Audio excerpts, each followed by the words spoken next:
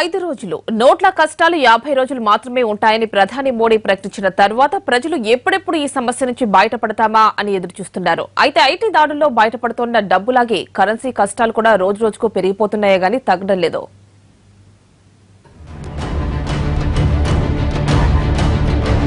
దాదాపు నెలన్నర రోజులుగా నోట్ల కోసం సామాన్యులు పడని కష్టం లేదు. రోజు ఏటీఎంలు బ్యాంకుల చుట్టూ ఒక రౌండ్ కొడుతున్నారు. అదృష్టం బాగుంటే ఓ పింక్ నోటు వస్తుంది. ఏదో లక్కీ డ్రాలో ఏ కొద్ది మందికో బ్యాంకులో నగదు లభిస్తుంది. ఇంకా ఎన్ని రోజులు ఈ కష్టాలు పడాలోనని ఆందోళన చెందుతున్నారు ప్రజలు. డిసెంబర్ 30 తర్వాత అవినీతిపరుల కష్టాలు పెరుగుతాయని మోడీ చెప్పారు. అదే సమయంలో నీతిపరుల కష్టాలు క్రమంగా తగ్గుతాయన్నారు. నలకు పేరుల కుయుక్తులతో బ్యాంకు సిబ్బందిని పనిచేస్తున్నారని తెలిపారు. చట్టంలో లొసుగులను ఆధారం చేసుకుని ఏదో ఒక రూపంలో తప్పించుకోవచ్చని చూస్తున్నారని, మోడీ సర్కారులో అలాంటివి జరగవని వార్నింగ్ ఇచ్చారు.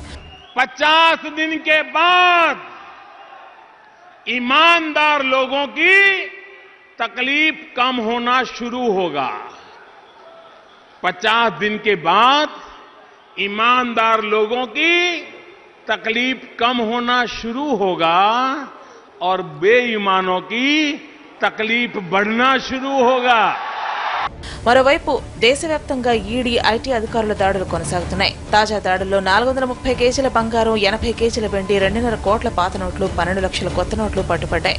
ప్రత్యేక ఆర్థిక నిబంధనల ప్రకారం డ్యూటీ ఫ్రీ పద్ధతిలో దిగుమతి చేసుకున్న బంగారాన్ని అక్రమంగా కూడబెడుతున్నారు అక్రమార్కులు. ఇప్పటికే చేతిలో డబ్బు లేక క్రిస్మస్, న్యూ ఇయర్ వేడుకలు అరాకొరగా చేసుకునే పరిస్థితి ఏర్పడింది. కొత్త ఏడాది నుంచైనా కరెన్సీ కష్టాలు తీరుతాయేమోనని ఆశగా ఎదురుచూస్తున్నారు ప్రజలు. కొత్త 500 నోట్లు భారీగా అందుబాటులోకి వస్తాయన్న ఆర్బీఐ ప్రకటన కూడా కొంత ఊరట కలిగిస్తోంది. అయితే కరెన్సీ కష్టాలు మరో నెల రోజులు ఉండే అవకాశం ఉందని నిపుణులు అంచనా వేస్తున్నారు.